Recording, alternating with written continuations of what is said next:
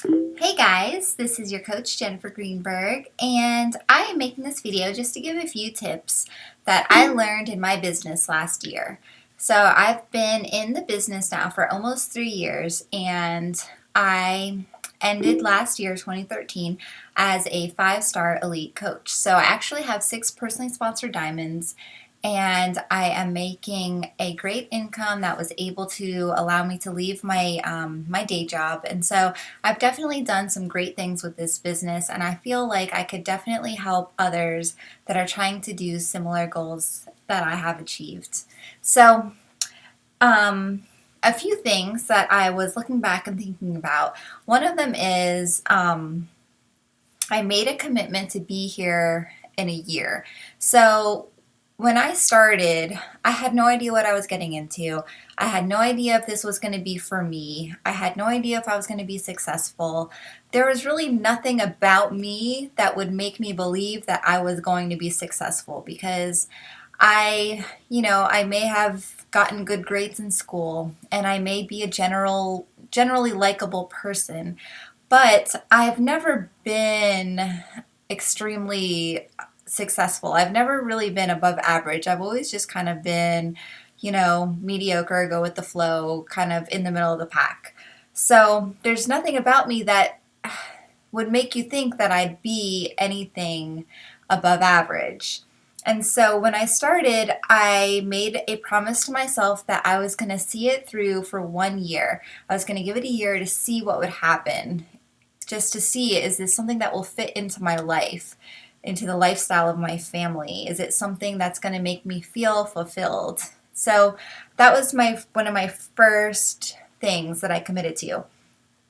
The second thing I realized well into my business is I can't ask other people to do things that I'm not doing myself. So this applies to your fitness journey. So as you are, inviting people to participate in challenge groups, and you're telling them to eat clean and to follow their nutrition plan and to follow their workout guide, you have to be doing the same thing too. And I'll be honest and say that there have been times in my journey that I have kind of fallen off with my fitness, and I have program jumped from one to the other.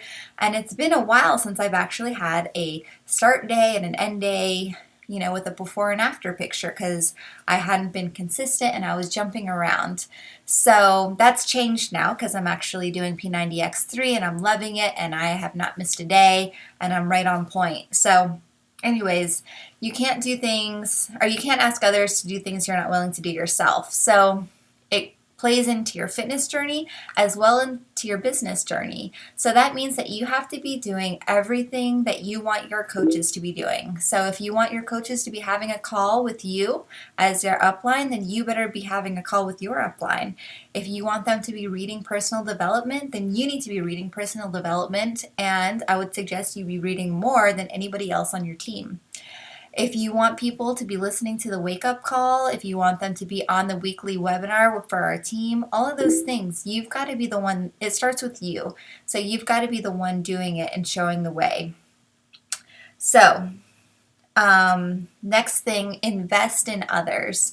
So I know sometimes it can get frustrating when time and time again people are saying no or saying not right now, or they're not interested, and you feel like you're wasting your time sometimes. And you want to be careful to not let people take advantage of you, but on the same time, you do want to be a servant to others. You want to add value. You want to show them that you do have a passion for helping other people. So even if it's something like sending them a recipe that you think they might like, or sending them an article that you came across, that talked about, ways to start adding walking into their schedule or whatever, just some kind of little thing just to show, hey, I was thinking about you and I think that this could help you. It just needs to be just those little things are what makes the difference. So have the heart of a servant and, just add those little pieces that can help other people. One other thing I learned this year definitely is sharing your failures. Sometimes it's like we think that since we are the leader of our organization, we're the CEO of our company, and so it's like you don't want people to know that you mess up. You want them to think that you have it all together and you know all the answers. But you know what? That's not relatable. We want to, or I relate better to people that I know are human, like people that I feel are flawless, people that look beautiful every day and have this gorgeous, perfect outfit with gorgeous nails and always say the right thing. And, like those people, I don't feel like I could even approach because they don't seem like they're on my level. But people that are like me and make mistakes and sometimes like didn't brush their hair or whatever, just little things, those are the kind of people that you relate to. So as a coach and as someone that's trying to build a business, you want to make sure that you are showing the real you. A quote that I had learned from one of my favorite Beachbody trainers, Sagi Khalif from Body Beast. He was live at an event I just attended last weekend, and he said, "You already got the job. You just have to be yourself." So you got the job. You are the CEO. Just be yourself. That means pros and cons, progresses and failures. So if you missed a whole week of working out, a whole month of working out, share that with people. Let them know that you're a human and you experience some of the same failures that they experience as well. So in addition to that, you're naturally going to be sharing your journey too.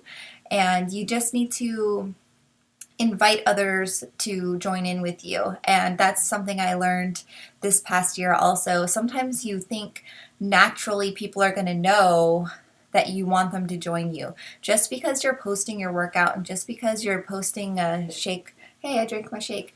People don't always know that you want them to do it too. So you have to be intentional about your invites. You have to flat out say, hey, do you want to do this with me? Hey, would you like to be in my next challenge group? Would you like to know more about what I'm doing? That kind of thing. You have to be intentional and not assume that people are just going to understand what you're doing or what you're offering. And last thing is take what you're learning and put it into action. I see so many times in myself and in others, we have all these training opportunities. There's so much out there. There's YouTubes, there's webinars, there's coach calls, there's books, a million different sources for us to learn. Learn about leadership, learn about whatever, relationships, clean eating tips. There's just a wealth of information, and it's easy to read it and that's it. Nothing happens after that. You've got to put it into action. You have to actually take it, figure out how it applies to you and your business and your style, and then get out there and do it. Don't waste time thinking about making some perfect plan. You just got to start and just do it and go for it.